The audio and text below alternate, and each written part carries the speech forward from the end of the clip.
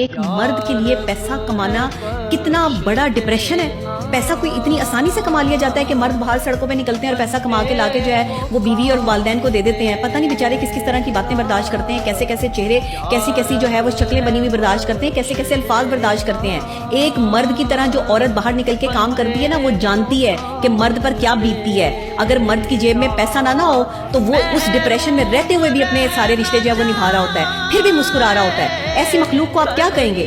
اس کو تو مرد کہنا, میں کہتی ہوں مرد تو بہت دور کی بات ہے. اس مخلوق کے لیے تو کوئی نام یا لگونا چاہیے. اتنی برداشت, اتنا صبر, اتنا تحمل, اور اس کے بعد اگر والدین بھی اور بیوی بھی مل کے مینٹل ڈپریشن دے رہے ہوں اور پیسے کی ڈیمانڈ پہ ڈیمانڈ جو ہے وہ جاری ہو, تو پھر انسان غلط طرف نہیں جائے گا تو کیا کرے گا. یہاں مجھے ایک شعر یاد آ رہا ہے کہ سوال زہر کا نہیں تھا, سوال زہر کا نہیں تھا, وہ تو میں پی گیا.